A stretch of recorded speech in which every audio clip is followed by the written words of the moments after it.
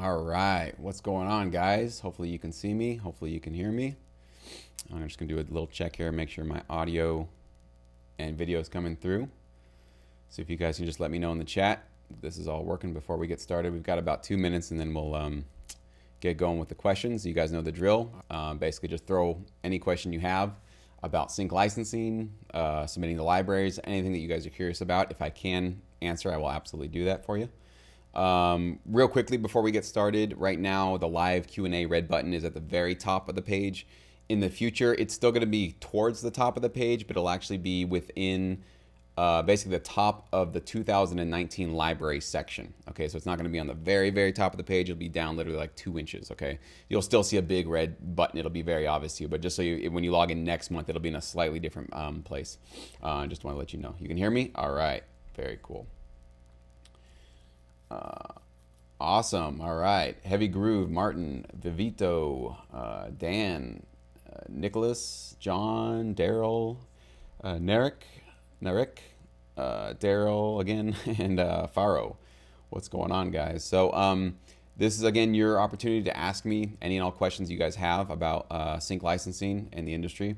And I'm here to basically try to clarify or provide any sort of guidance that I can for you. We had 2 students actually this week who emailed me and said they got accepted by libraries, and one of them actually wants a lot more music from them, not just the first couple of tracks that they sent. So it's always encouraging to hear these success stories. So some of you guys, maybe even here in the chat, were one of the 2 that got that. So I always love hearing those stories. It always makes it worthwhile for me. So good for you guys. Good for those of you that are actively submitting, actively, you got to risk something. I know it's kind of scary to put your music out there and submit it to a library, but you're not going to get accepted, and you're not going to get any type of interaction with anybody in this industry until you put yourself out there.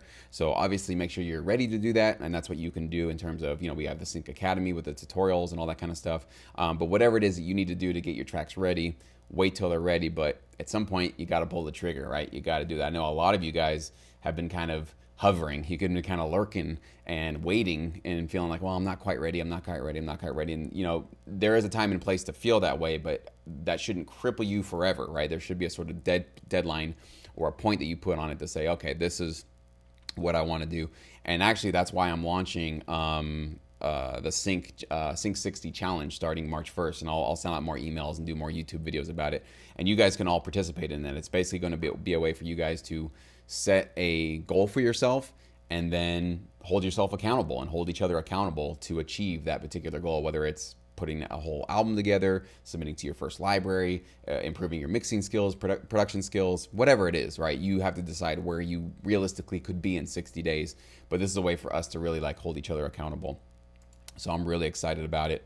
I think it's going to make a big difference for a lot of you guys, and it's going to be cool and encouraging for those of you that actually achieve that 60-day goal and get it done. So, all right, let's go through. Looks like we have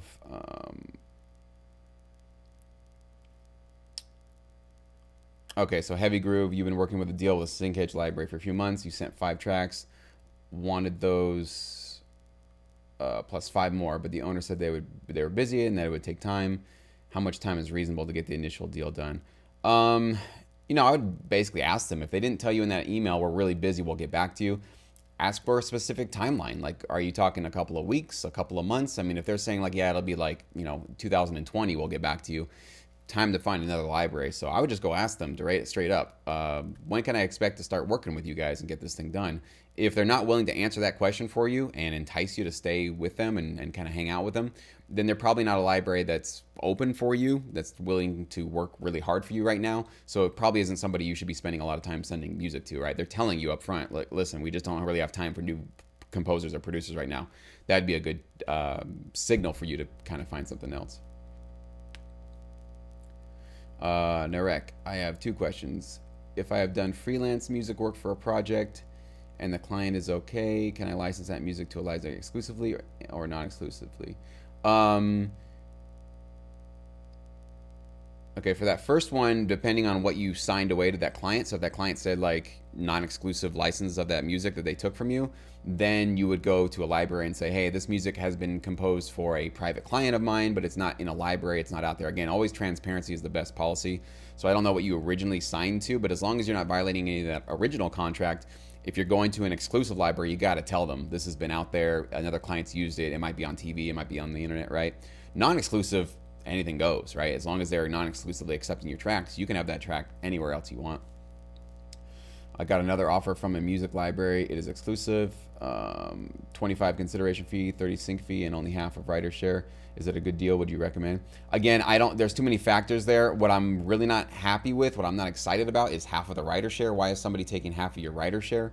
There better be a really damn good reason why they're taking half of your income. That's what they're asking for when they ask for half of your writer share. I'm not saying you would never agree to that kind of a deal, but I mean, are you talking you're going to be getting guaranteed placements, like thousands of placements on some major TV show or some network?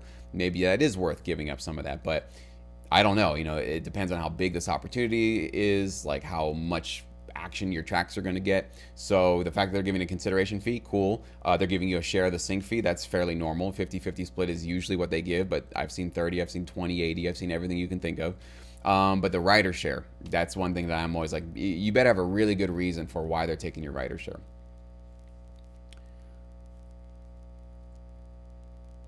Daryl's asking, when do I pull the trigger? Of course, that's when you feel that you're ready, okay? So I can't answer that for you. You have to just determine that. Obviously, with SyncEdge videos, and when I give the library analysis, that's what you should be doing, is watching those videos, listening to the music that I'm showing and walking you through and deciding, am I on par with this? Is my music compatible with this? And is it fitting in with this library? And is it going to serve their needs? You have to make that decision, though. I am not your manager. I'm not your agent. I can't tell you, yes, you should submit, okay? You have to make those choices for yourself.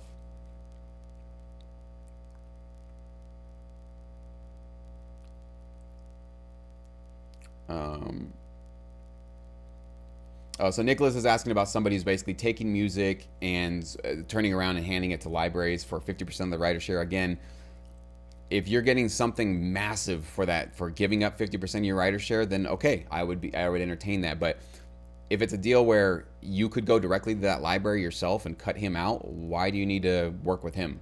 Go right to the libraries. I mean, that's what you guys have SyncEdge for, is to go directly to a library and get that deal.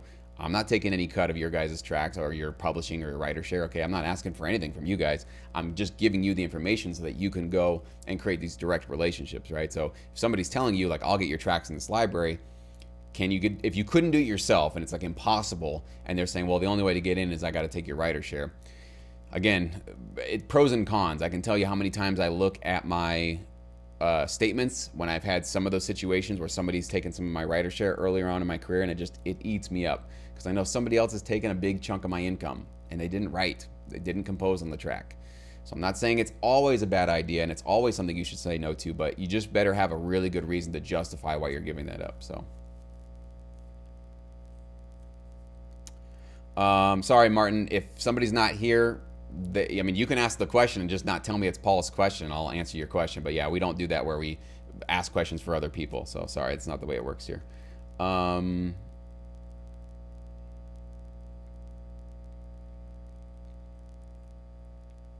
to divide your productions. Vivito's asking, how to divide your production to send to libraries. For example, my goal is to do full 10-track album a month. I want to be active with 2 libraries. Should I send one album every other month to them? Yeah, and obviously that would depend as well as the needs of the libraries that you're partnering with. So if you work with the library that's like, we need an album from you every single month, then you really don't have time to partner with that second library. And so this is the kind of conversation you should start opening up when you open that door with a library. How often can I give you guys music? How often is it going to work out for you?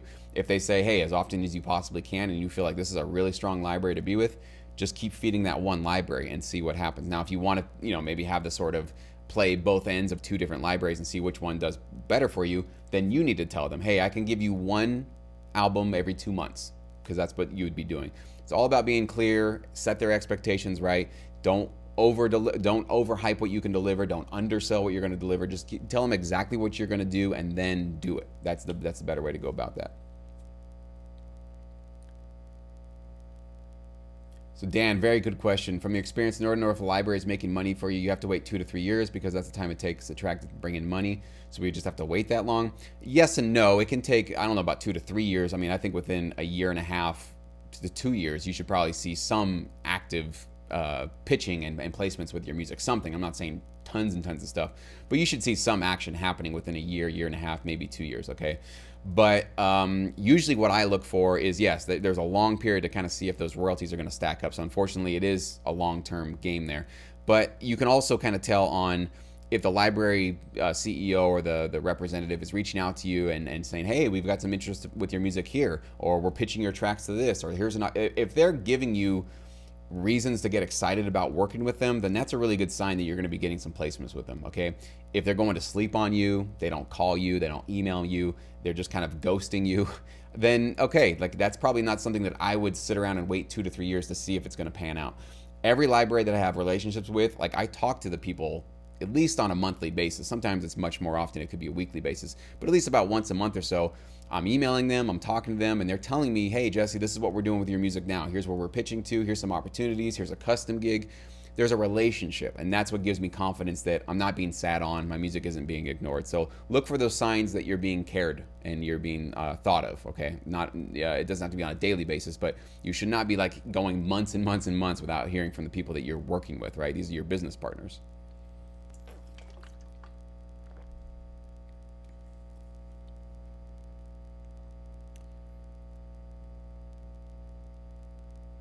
Oh, great question, Vivito. How do you approach a library you've already been accepted to and let them know with actions that you want to be their top active contributor? That goes back to what I just said, which is tell them what you're going to deliver and deliver to them on time every single time. There's no shortcuts into people's inner circles. There's basically just building trust. And trust takes time, okay? You're not going to get into their inner circle within a month.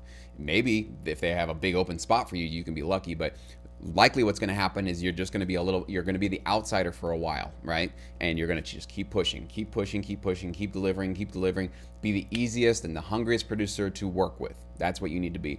As time goes on, you'll find that other producers on their catalog flake out, they go away. I don't know what happened to that guy. It happens all the time. It's the most common story. Well, guess who gets to step into those slots? It's the producers that are the hungriest, that are the ones that are working and are always showing up consistently. So just that's how you're going to get into inner circles with these libraries.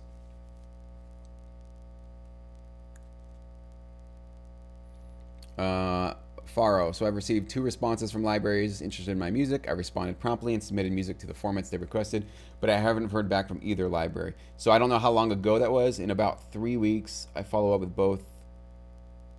In about 3 weeks now, I follow up both about a week in from the original email. How long should I keep them in consideration? I would say 2 to 3 weeks. I mean, if they said, hey, we're really interested, and you sent what they needed and it's been 2 weeks, I'd send them a follow-up email, say, did you guys get my previous email? Forward it along to them again. Don't make them search for it, and say, are you guys still interested in this music? And if they're just flaking out on you, you might have actually just saved yourself 2 to 3 years of headaches, because maybe this is just a library that right now is, they maybe prematurely told you that they're interested in your music, but they're not in a place to be able to actually, cater to you and give you that kind of attention that you might need. So just, okay, give them the sort of like, I do want to work with you guys. This is what I want you to do. I want you to take my music. But if they're not, doing that for you, they're not showing you that kind of consideration of getting back to you, then okay, move on. You got to move on at some point.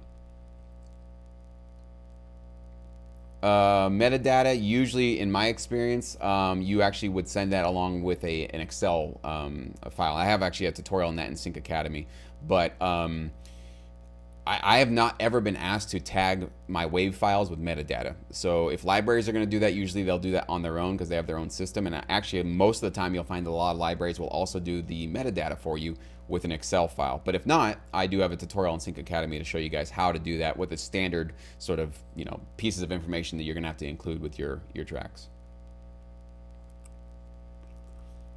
Ed, how do songs with vocals make a difference in submitting to libraries?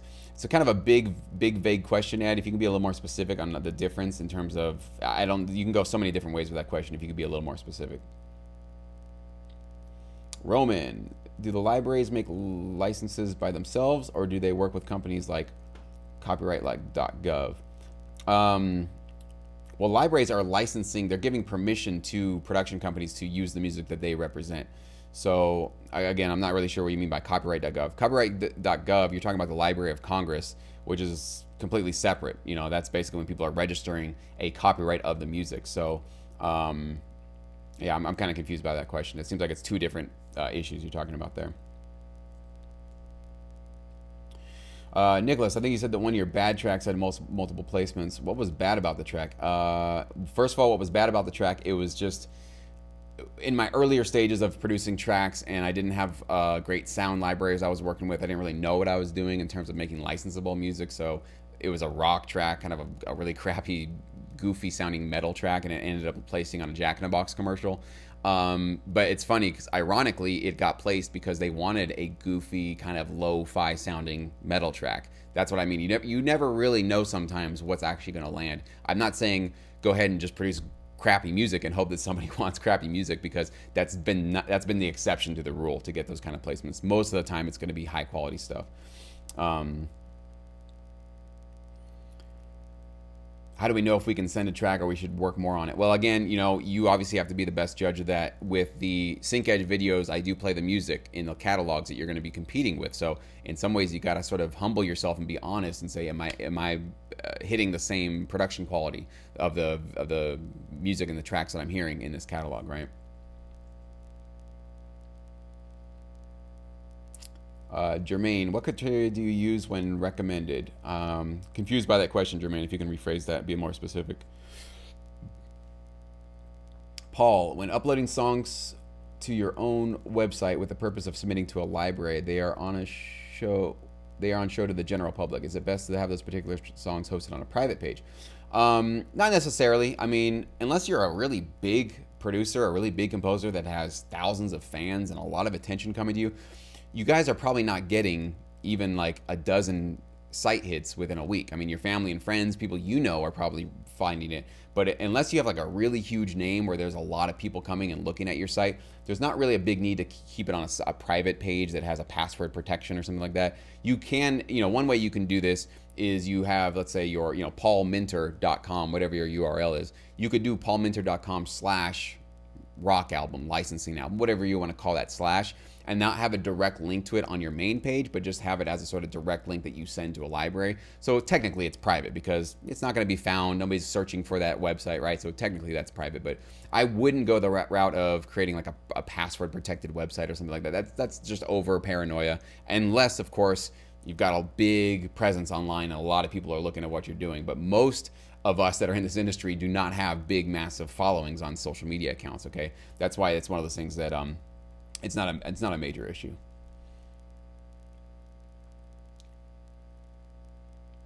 Troy, have you experienced the case where you noticed tracks being placed from years ago but were not compensated, i.e. tracks tracking via service you had in previous video?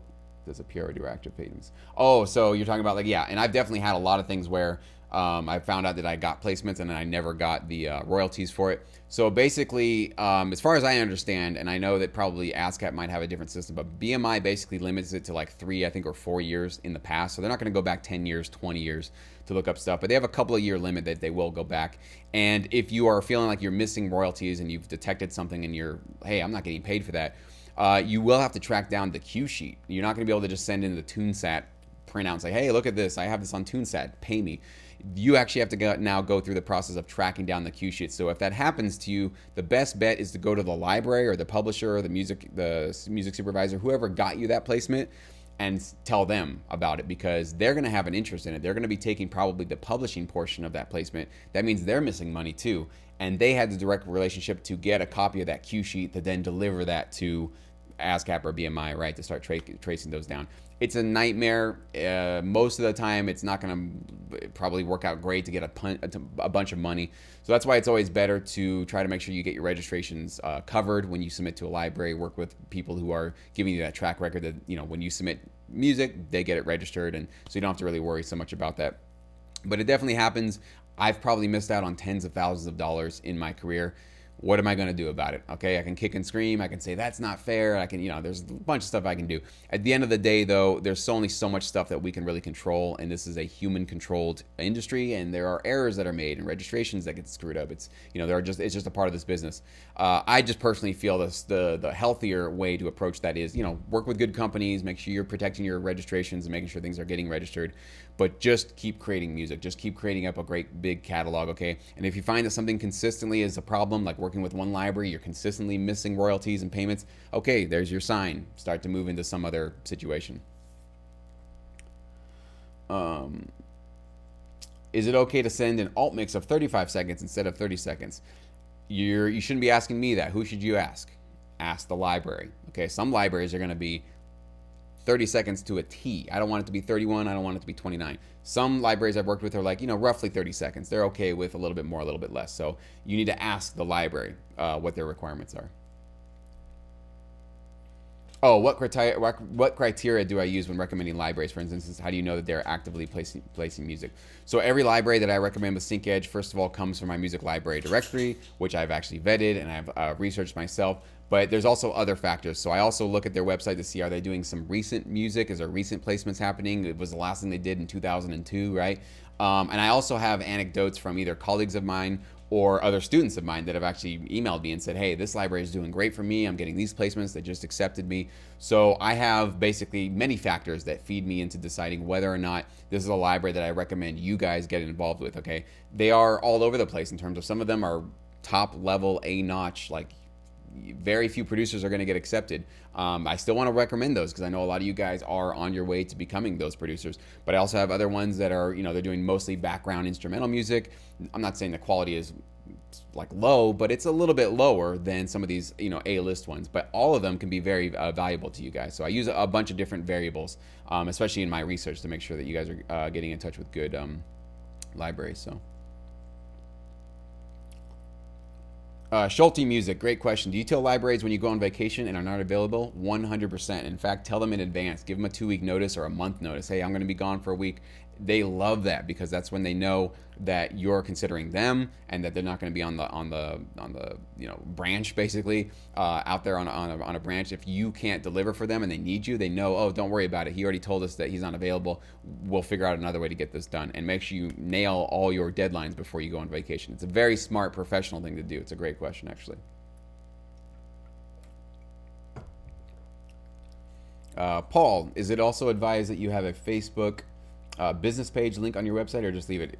If you want a Facebook business page, it's really not necessary though. Your own website is totally sufficient, because it'll have your information, your email address, probably your phone number, a way to get in contact with you. So who cares about a Facebook business page? Does that really do anything for you? If you're trying to build a business, yeah, you probably want to have a presence on Facebook business. But usually in this industry, you're just trying to get direct relationships with music libraries, supervisors, maybe publishers, right? You don't necessarily have to have a business to do that, but you need to look professional, and having your own website is one way to do that. I think the best way to do that. All right, where are we at? So,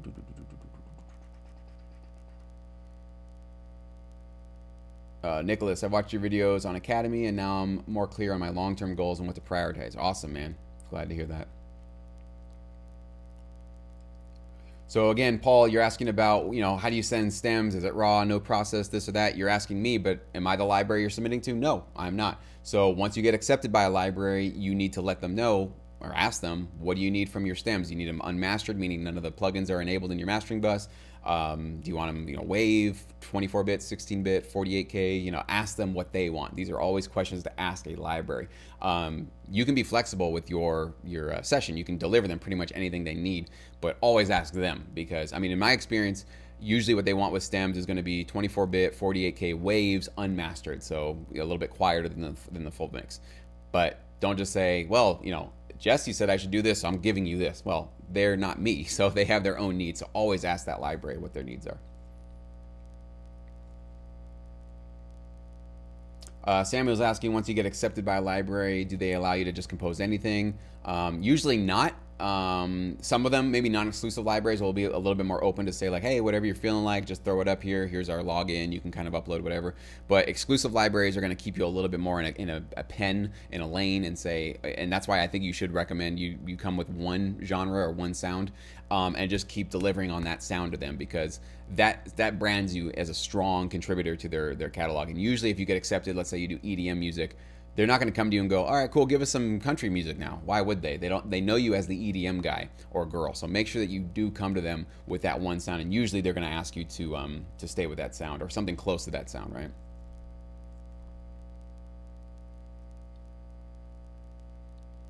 A good question by Schulte Music. How different must tracks on an album be? Can they all use the same sounds? Would be different arrangements?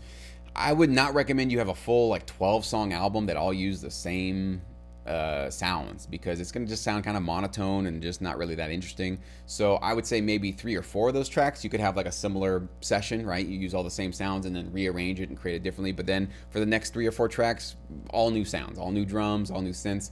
You don't want to get into the habit of having the entire album just kind of sounding like cover versions of itself, because it will sound a little bit dull. So, you know, it doesn't need to be all focused in terms of one mood or one genre, but some diversity is a really good thing. So maybe you would have 3 separate sessions, right? 4 tracks, 4 tracks, and 4 tracks. Hopefully that makes sense there.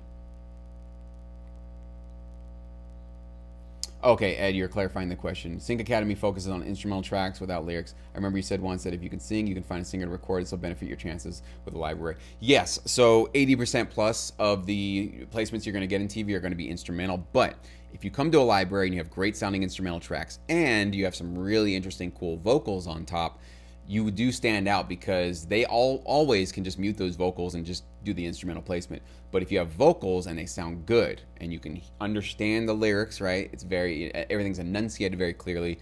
It's well performed, in tune, in time, all that good stuff, well mixed.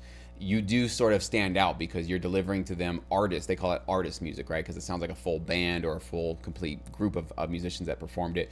And it does sort of stand out for a lot of them. Now, I'm not saying that every library needs vocal music or wants it, but it does. It's basically like adding a bit of shine to your submission to say, I also have all of these tracks available in vocal, or you send it as a vocal track and say, I also have all these available as instrumentals, right? So it's basically adding a little bit to your production value. So if you can do it fairly easily, fairly quickly, definitely do it. Working with vocalists can be some of the biggest nightmares you'll ever have in your career. So if you have a great vocalist to work with, or if you yourself can sing and it's, you know, drama free, awesome, go for it. All right, Eric. My name is Eric. I'm new to Sync Edge and Academy. How many tracks should I submit to a library? Usually you'll find, and maybe if you're just brand new, you haven't seen some of these videos that I put out, but usually with these libraries, they're going to ask for either a full album, 10 tracks or 12 tracks. Some of them are open to maybe 6 tracks. Every library will tell you what they want, but as this industry is getting a little bit more and more well-known, to stand out from the crowd, you will probably need to have a full album ready to go before you send to a library and tell them this is exclusively available for you to license. Coming to the table with 2 tracks, 3 tracks, you know, they might be interested, might be cool, but they might tell you, all right, come back to us when you have a full album. So it's like, rather than even risking that and having to now go rush to get your album done, just get the album done and then submit the full thing. Because it's a really attractive offer for a library to get a full album, like ready to go, that they can put in their catalog tomorrow, right?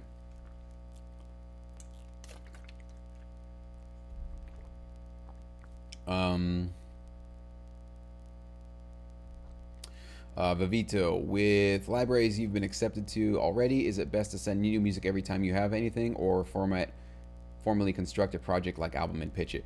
Again, these are great questions to ask a library, to ask them, what do you guys prefer I do? Do you prefer that I put together an entire album and send it to you all completed? Do you want me to just to send you the stuff that I'm working as it's done? Usually once they accept you, they're going to tell you what they want. So these are questions that usually, as soon as you get accepted, will be clearly broadcasted to you. If they don't tell you exactly what they're looking for, ask them. Tell them exactly, or ask them exactly what they want from you to be the best use for them, right? To serve their needs as best as possible. So rather than guessing and just kind of hoping that they like what you're doing, directly ask them, what's the best way for me to do this? Should I just send you an album when it's done? If I'm kind of messing with a new sound, should I send you the first track, get your feedback? They're going to have a process for you. So definitely always ask.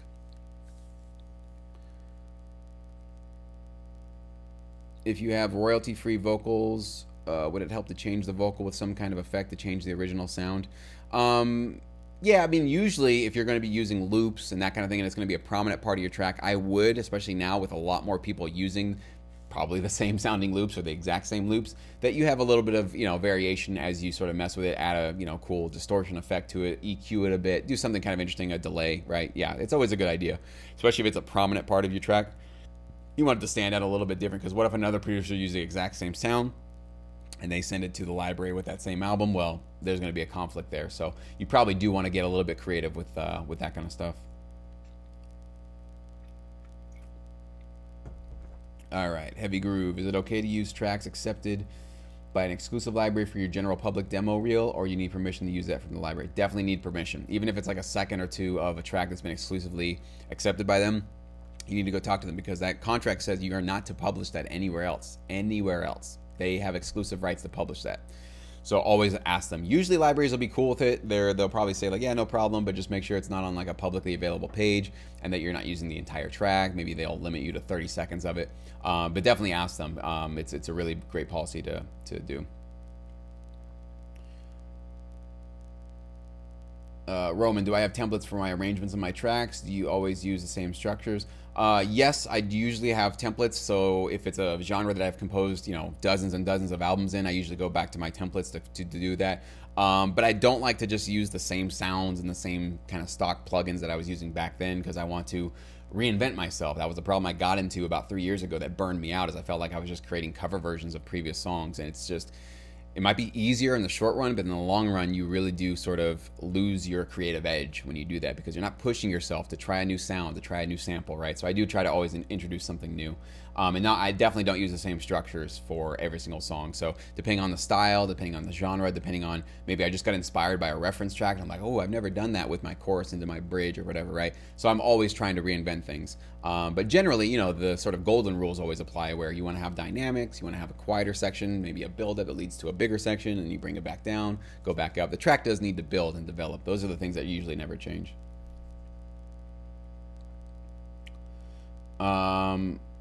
So question about stems. How do you decide to sum them up? You know, should you put them all together, or should you, again, this is a great question to ask, not me, but the library you're submitting to. Usually what I found in libraries is they will want, let's say, like the kick by itself, the snare by itself. But like, let's say there's a 3 or 4 tracks that are all the hi-hats. You have closed, open, different types of hi-hats. Those should all just be in one hi-hat stem. Percussion, sometimes percussion could be, you know, hand drums and then like shakers and tambourines. So maybe there could be 2 different percussion. Other times they'll say like, yeah, just group all the percussion in one. Usually you want, like if you have rhythm and lead guitar, you want rhythm as one stem, you want the lead as a separate stem. So the ones that sort of like stand out as their own unique section, those are the ones that need to be separated out. But I know libraries that want every single track because they want to mix your track, your entire song. So again, always ask them.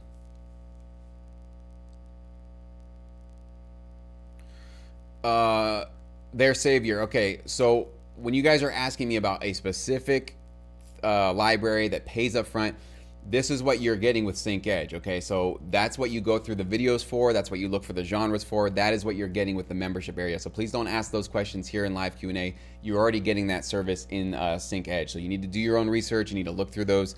If I'm aware that they pay upfront consideration fees, or some of these libraries will tell you right on their website what their terms are. But I'll tell you this, probably none of them are going to tell you on their website that they give consideration fees. The only reason why I know that sometimes is I know that either there are producers that I've worked with, or some of my students have told me, hey, this is what they're paying on consideration fees. And I'll tell you guys that in the video if I'm aware of that. If I'm not aware of that, that's not something they're openly broadcasting and putting out into the world. So you have to basically submit to them, feel that they're going to be a good fit for you. And if they offer it to you, great. They don't have to, though. Not every library has to offer the consideration fees, even if they are exclusive.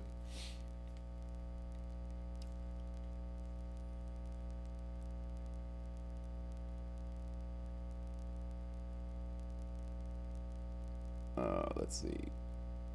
So constructing business relationships with a lot of communication. How does that start? Do we just ask what they need, or what they're working on? Yeah, that's exactly what you do. Vivito, great question. How do you start to develop a great relationship with the libraries? You just ask them, what do you need? What can I do? How can I serve you guys? That's it. Very simple question. They should be able to tell you exactly what you could do to actually make their lives a lot easier.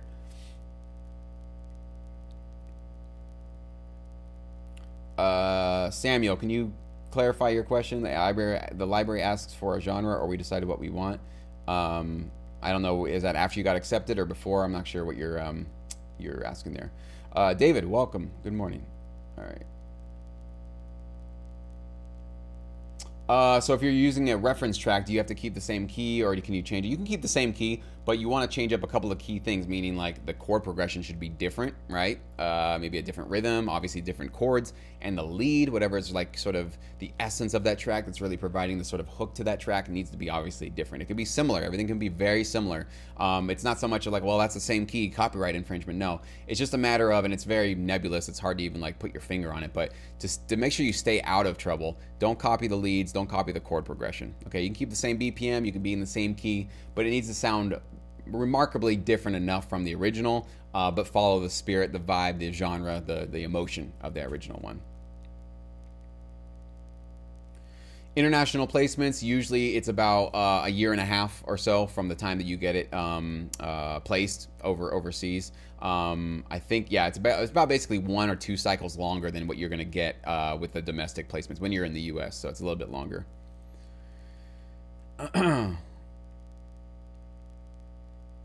Benny, that's an interesting question. Is it common for libraries to hire another composer to remix your composition? Does a remixer usually become a co-writer and therefore also entitled to collect the writer share? Not usually. I mean, I've definitely worked with libraries that want to mix my music and create and basically enhance it. But when you say remix, it sounds like it is somebody that's going to be basically reworking your track and making it sound different. So usually what they're going to do is, if they're going to have somebody come and do that for it, they're going to come and talk to you and say, hey, we have this remixing artist or composer. They like your track, but we're going to remix it to make it sound more modern or more in a different style. And yes, because they're going to be doing a lot of work on your track, they're going to be entitled to the 50-50 split or whatever they offer to you. And at that point, you should be able to decide for them, are you comfortable with that? Are you not comfortable with that? Obviously, it depends on the contract that you sign, because a lot of the contracts with libraries, basically, they're taking ownership of the music in exchange for distributing your tracks. So if they own the music, they can basically just say, yeah, we're doing this with this track. Like, we get to decide. Now, it's usually not a smart thing for them to just like overrule you if you're the creator and they say like, well, we don't care what you think. We're just going to let this guy remix your music because they don't want you to just get pissed off and leave, especially if they like your music and they want you to keep submitting them music. So usually they're not going to try to overrule you like that. But if they do, if they just start suddenly just putting other people on your track and you start losing all your writer share, that might be a time to say, okay, this is not a kind of a library that I want to work with, unless these placements are massively blowing up and you're getting tons of money. So you see, it's never like black and white. It's never like this obvious choice you need to make. You always have to weigh it against what are you gaining from that kind of a situation. If you're gaining a lot of potential placements and money, it might be worth it, but maybe not. So you guys have to kind of make that choice on your own.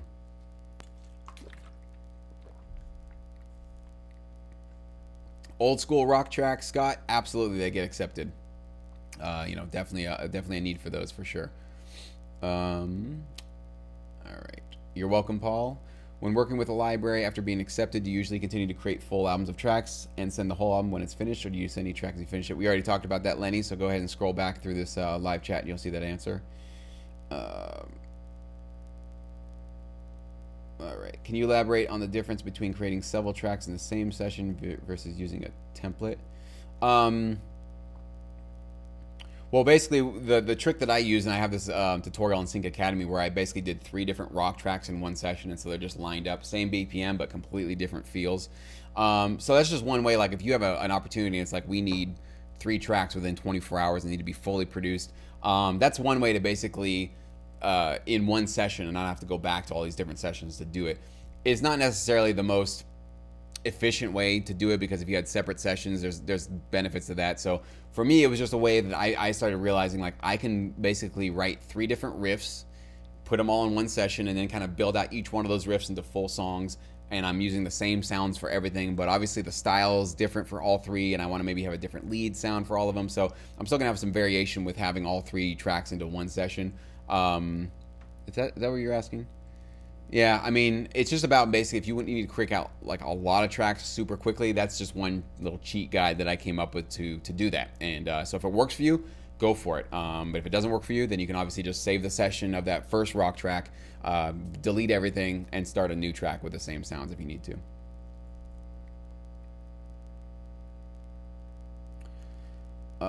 Let's see, Martin. Oh, you want the T-shirt? Oh, okay. Yes, those are coming soon. I'm definitely in the process of getting some swag together. So if you guys want, it'll have this behind me.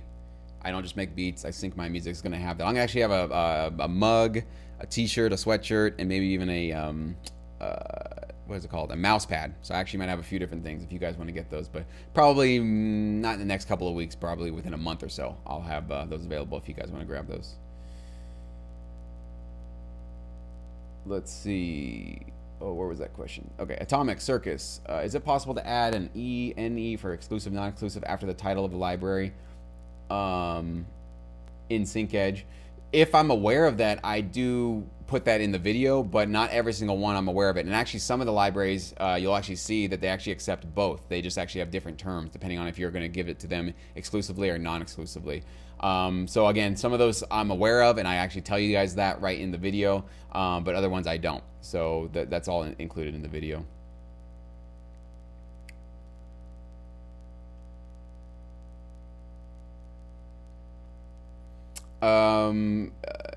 Let's see. How would you go about building a relationship with someone looking to place music in a face-to-face setting?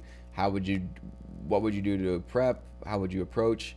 How to keep it brief. So you're talking about kind of like going to an event and networking and that kind of thing. Well, the first thing is be a likable, charismatic. If you can have a little bit of humor in there, just a cool person, right?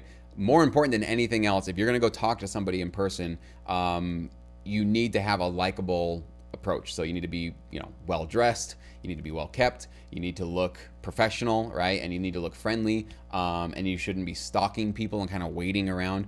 And what I do recommend is you just go right up and talk to whoever you want to talk to. Granted that they're in a position where they can't talk to you. And, say how you have been wanting to work with them. You've been following their work. You love their library or the placements that they've got.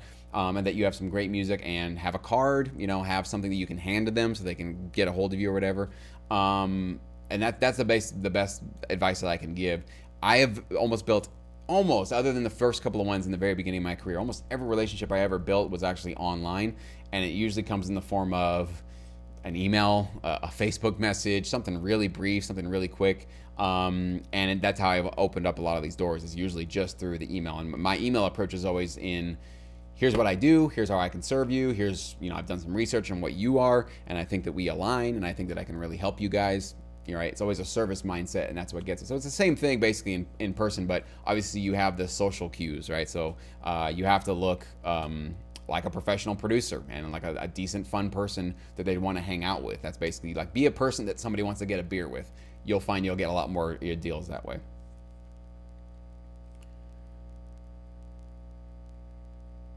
Martin, I have several local acquaintances who make videos for high-end companies.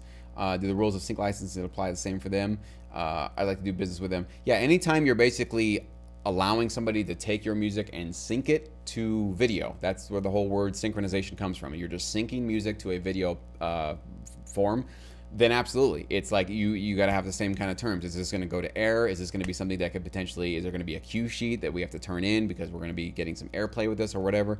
So, depending on what kind of videos, are they corporate videos, where is it going to land? But absolutely, there can be an upfront sync fee to put that music behind them. Maybe that's all they're going to offer, and they'll say, well, this is just going to be for a private, like we've done some of those opportunities where we have given a song to a company that's just doing a corporate video, right, for the Christmas thing. So there's no royalties. It's not going to hit the airwaves, but they paid us some decent upfront fees to use the music, and then it's non-exclusive. So we can then go ahead and turn around, take those same tracks, and apply it to another opportunity that doesn't require exclusivity.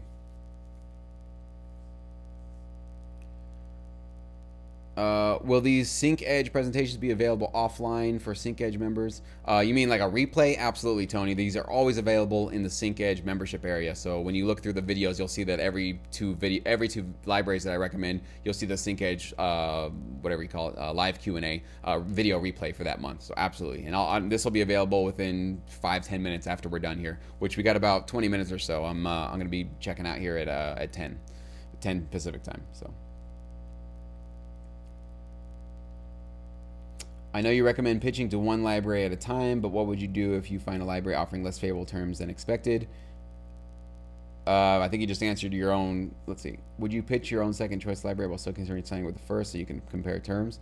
No, definitely don't ever do that where you're kind of like playing both people at once and like you're only going to sign with one. You're going to burn bridges doing that, okay? So if you find terms with a library that you want to partner with and you're not that excited about that, ask them, are you guys flexible on these terms? I want to work with you guys. These terms are a little bit not so exciting for me. They'll probably come back to you and say no. That's just what they're going to say. Unless you just have some crazy high-end demand music that they can't get anywhere else. Most of the time libraries have their business structured so that everybody gets the same terms and it's all kind of uniform and they can't really be flexible on those terms.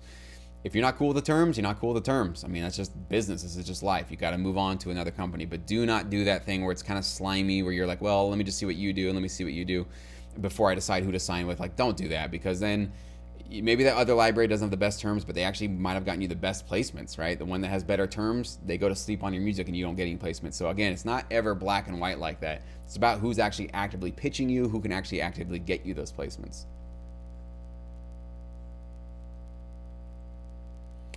All right, Samuel, the library that submitted a different genre, they emailed me back asking another genre aspect, saying I will provide these tracks. Should I say something more and ask questions? I'm a little bit confused by the question. The library that I submitted, maybe in a different genre, they emailed me back asking for another genre. Yeah, if you could rephrase that, Samuel. It sounds like you submitted maybe in one genre and they're asking you now for more tracks in a different genre. Is that the question? Go ahead and retype that for me. Sync Fiend. All right, Heavy Groove. I like it. General track length for first-time submissions, usually 2 to 3 minutes. That's what you should always be shooting for in this business. Some libraries will tell you, a minute and a half. There might be libraries where they ask you actually just to do 60-second, mixes of an entire album. But just getting started, if you're going to submit a full album, get to that 2 to 3 minute mark because you'll be safe in that. It's not too long, and it's definitely not going to fall under any sort of length requirements in that area. So.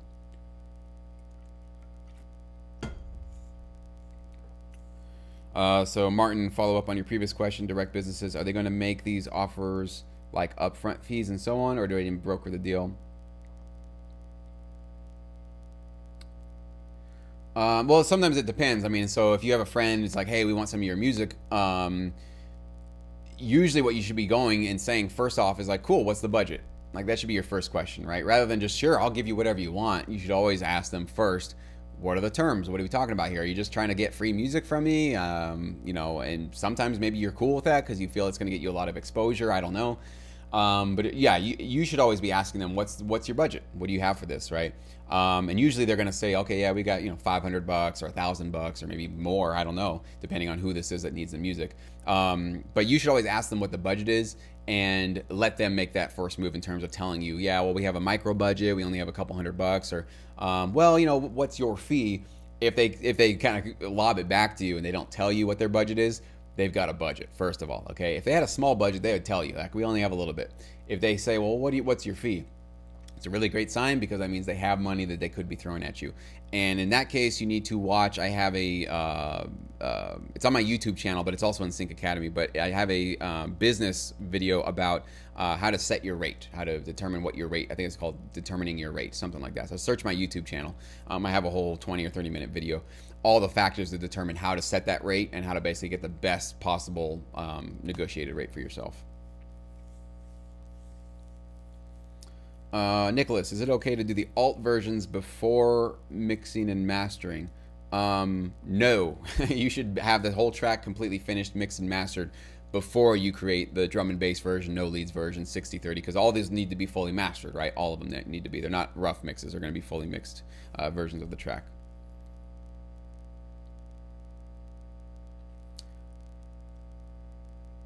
Vivito, is there a way to know without being too intrusive if you're getting placements from these libraries without having to wait 1 year plus? Well, one way you can do it is you can sign up for a free TuneSat account. It's tunesat.com, I think, or is it tunesat.net? One of the two. Just look up TUNESAT, Google search it, you'll find it. And once you get tracks accepted into a library, you can upload your tracks into your account and it will start detecting your placements. It does not detect everything.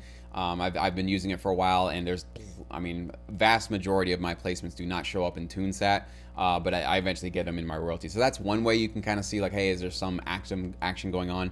Another way is to always just tell your library, hey, can you guys let me know if you ever become aware of my tracks getting placed? It would be very encouraging for me. I really would like to hear that. And usually libraries do want to tell you, like, hey, we just found out, like I just found out that one of our library partners with the Syndicate just got tons of placements with, what is it, American Beauty Star on Lifetime. It's a reality show.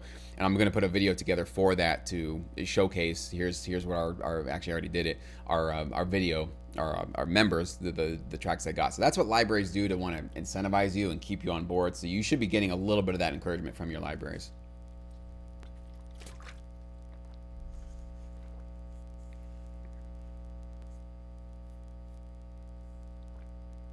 So Chris, same kind of question. We had this earlier in the stream about, somebody initially shows you some interest and then they kind of go quiet on you. You followed up and it's been 2 weeks. later and still no reply. Yeah, I would basically send one last email, and this is what you say. I haven't heard from you guys. I initially got some interest from you. If you're not going to be taking these tracks, I am now going to be moving on to submit it to another library. Please let me know within the next, I give them 48 hours, right? Just say within the next 48 hours, next 2 days, let me know if you still want these. Otherwise, there's another library I'm submitting to, okay? Give them that just final little bit of fire under their butt to say, this is it. This is your last chance. If you guys keep flaking on me, you don't get these tracks anymore. Sometimes libraries will then, oh, I'm so sorry, we got busy, let's get it going, right? That might sort of do it. If they still ignore that, just move on. That's the way to go about it. If you recently became signed to a library, should you stop looking to be signed with other libraries? Only if that one library is keeping you very busy. Like if they're like, hey, we need an album from you every month, or just keep sending us music, and you feel good that they're giving you attention and they're keeping you busy enough that you're keeping up with their demands. If you feel like in your day, you're like, man, I have all this extra time, I can create more music. If you feel like you have more to give and this one library you're working with doesn't need more from you right now, that's when you know it's time to go work with another library. So, but don't overstretch yourself. A lot of producers do that. They're like, I just need to get, relationships with 5 different libraries and I'll just keep sending all of them. Well, guess what? You're going to be on all 5 of those. You're going to be the outsider that doesn't contribute that much, because there's no way you can keep up with demand for 5 different companies at once, okay? Unless you're absolute Superman and never sleep. You're just going to be delivering a little bit to all of them, and that's not a strong way to get into the inner circle. The way to get into an inner circle is get really strong with 1, maybe 2, and just constantly feed them and then become their inner circle guy.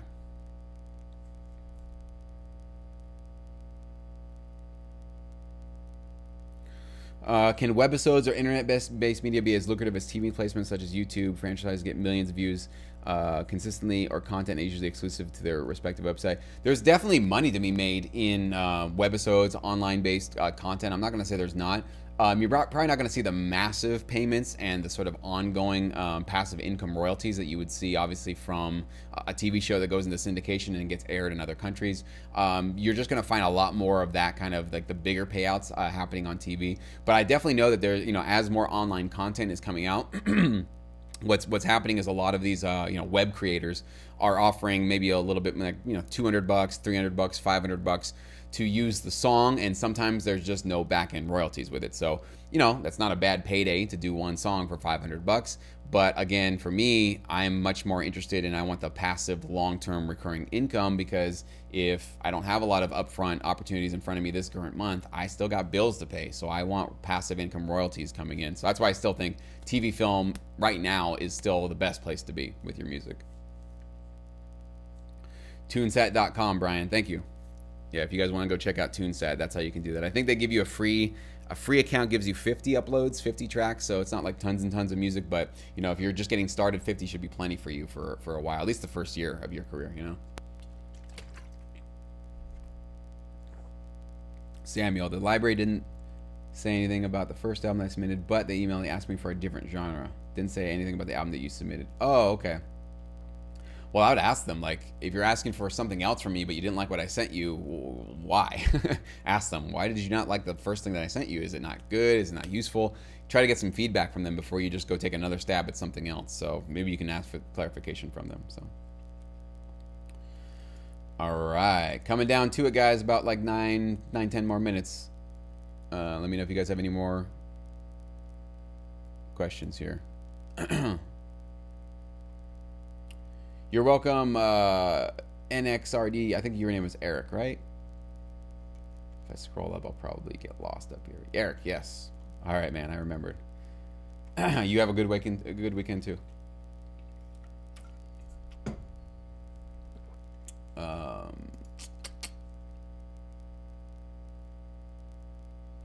Samuel, you're welcome, man. I got a little buzz going on in my mic again. There we go. It's better.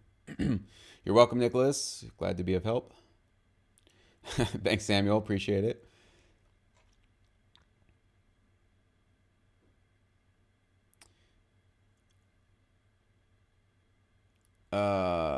Okay, Brian, my royalties bounce from 2 figures to 3 figures to 4 figures and back. Is that normal? There's definitely always a larger percentage from quarter to quarter. Is it ever steady? You should see, if you're going from 4 figures back to 2 figures, that's a big jump. Yeah. Going from 2 to 3 to 4 and then go back to 3, back to 4. That's probably more what I've seen in my career. I haven't seen a sort of, going from 4 figures going down to 2. I don't see those massive changes anymore. I've definitely seen fairly big percentage drops. I think the biggest one I got was it was like a 30 or 40% drop from one quarter to the next. So I've definitely seen those kind of. In the beginning, though, the jumps were exponential. I mean, there was like 1,000% increase, right? That's what was happening, and then coming back down maybe 300%. It definitely has a big swing to it. But as you're consistently growing your catalog, Brian, I don't know how many years. I can't remember how many years you've been doing it, but you shouldn't be seeing like, let's say you earn $1,000 in a quarter and then the next quarter you earn $20, right? That's the kind of what it sounds like maybe you're seeing or something like that. $1,000 down to like 700 or 800. Okay. That's probably more normal. But then you should be seeing it, maybe at some point it grows up to, 1,400 and then maybe it's 1,100 and then it grows up to 2,000, right? So you should be seeing this kind of bounce back, but bounce back and forth. You're going to go up, you're going to go down. It's not going to be a consistent growth all the way through, but as you average your entire year over year to the next year, you should start to see a steady, healthy growth if you're working with good companies and your tracks are actually getting placed out there. So if you're not seeing that, you're seeing a lot of fluctuations and it's dropping and then it goes big. It could be the libraries you're working with. It could be this particular, maybe one year you did this sort of really stylized album that was really popular with a couple of TV shows, and then they just kind of went cold. And it happens. This is just part of life, right? So my defense for that kind of a thing happening is I want a large number of tracks out there in the libraries that I work with to basically have as many different chances of getting those placements so that overall you see this growth occurring. That's what the biggest mistake a lot of producers think. They'll like, well, I'll get one album here, one album there, and then just kind of sit and see what happens. And those will blow up for me. And the worst thing actually that can happen for producers is they do blow up super quick. And I know producers that have gotten big placements, $25,000 sync fees like within the first couple of months being in this industry, but they think that's now the norm and they can just kind of sit easy and it's just going to just keep coming that way. And it's not always, it's rarely ever that easy or that lucrative like that quickly. It just takes time to get to those levels. All right. You're welcome, Scott. Any estimate on the next syndicate openings? We probably need to lose another 12 or so members before I'm opening to that. I'm basically going to keep my members at a certain level. And right now we still have probably 12 members that either are going to cancel or going to go. And when they do, then I'll have some spaces open. So again, that could be next week. That could be in 3 months. It could be basically, I'm not looking for a specific date to open it up. I'm looking for the numbers. For me, it's all about numbers, guys, because I give feedback. I give licensing opportunities. It takes a lot of time and energy for me to host that. I just can't do large numbers. It's just impossible. So for me, I have to wait until those numbers thin out a little bit, and then I can open up the door for you guys. But don't worry, you will all be aware of it. I'll make a big announcement. I'll email you guys. Everybody will know. If you want to apply and become a part of it, you guys absolutely will. Stock music is different from sync music because stock music is not giving you that back-end royalties. You're not getting any passive income royalties. You're getting paid one time every time somebody comes and takes it. That's the big difference. Do I have a mixing template? I don't say I have a mixing template. I definitely have mastering sort of presets that I like to use. So for different genres, I have a trap, I have an EDM, I have all these different like genres that I've done where I have some sort of preset mastering plugins that I like. But of course, even once I load that up, I go in and adjust everything because the EQ is going to be different. This track has a lot more going on in the high end or the low end, vice versa. So everything needs to be customized slightly. But I do like to use a lot of preset sort of plugin routers, right? To make sure that I have all the elements that I need. Because for mastering, if you guys have watched my mastering videos, you guys know what the sort of basics that I need there.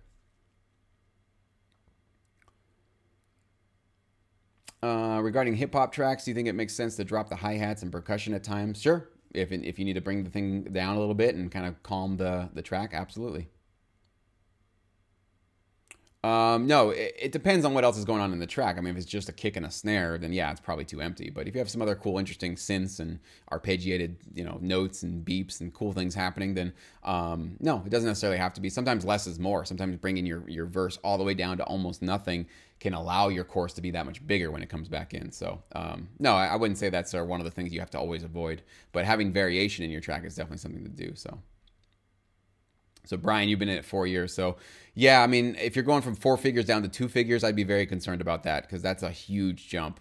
But going from like 1,000 to 800 or 700, I wouldn't be so freaked out about that. That's very normal that you're going to see, you know, you just sometimes you're going to get those big placements, other times you're just not going to see them. So that's very normal.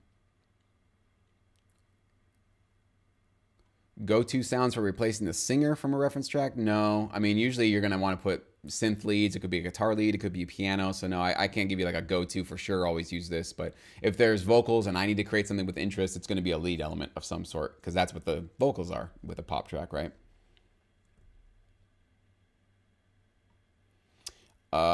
Francisco, welcome. What percentage of your tracks make it to syndication? You know, I've never done a study on my own things to find out which ones are, but you do when you get your royalty checks, you'll start to see another placement from this track or that TV show. I know one for me is Judge Judy. I have Judge Judy cues are like lined up on my royalties, so I know every time that show is airing and re-airing, I'm always getting on there. So percentage of my, if I had to take a guess, I mean, maybe 15, 10, 15, 20% of my tracks go into syndication, meaning that, I've been getting paid from them for 4, 5, 6, 7 years now. Most TV shows don't go into syndication if you watch online. Most TV shows air for the season that they're on, and then they go off the air. But occasionally you get those hits, those winners like Kardashian, Seinfeld. You guys know the TV shows. They're just lasting forever and ever and ever because they were a great show and people liked them. All right, guys, let me just finish up the last questions here, and then I'm checking out here. When you see a library has smaller catalogs, such as 1,000 tracks, or as a new library, such as 2010, are you able to make any inferences off of that? In what situation would you prefer smaller libraries as opposed to bigger libraries? Well, absolutely. Like with the Syndicate, we've actually partnered with 2 libraries that are actually fairly new. One got started in 2016, so they're now 3 years into it, and another one that got started in 2018. So these are fairly brand new companies. But the reason why I'm working with them is because they have great connections and they have a great history in the world. The ways that I think about it is if you're trying to get into a big, massive, mega tracks, killer tracks, something like that. The problem is they're already kind of a running machine. They already have their composers. It's a very competitive little niche that you're trying to get into. When you get into a new company and they're brand new, obviously there's a risk that they might not get the big placements or they might not last forever. You never know, obviously, because they don't have that track record. But if you have a relationship with them and you know who they are, you can get in on the ground floor. It's basically like a brand new company saying, hey, we're looking for investors. And if you believe in the company, you get to have the best sort of first dibs at it, and you become this inner circle from the beginning. So that's what we've done in 2 of the libraries that we work with in the Syndicate. The other one has been around for a long time, and we kind of came in after they've already had many different composers. But we've been consistently delivering. We've been, becoming their inner circle go-to people for a lot of their custom cues and custom opportunities when they have it.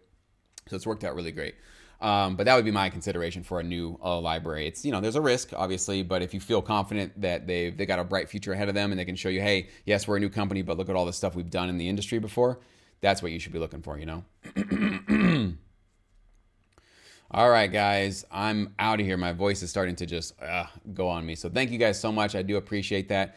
Stay tuned. I'll have this live video reposted in the Sync Edge membership area. If you're watching this now and you didn't join us, make sure you do watch out for your email. I always send you guys announcements about this at least 4 or 5 days beforehand, and then I will send you the email announcement as we're about to go live. So thank you guys so much. Get back to work. It is a weekend. These are the times where you can really crank out some great music. So I hope you guys get a lot done today.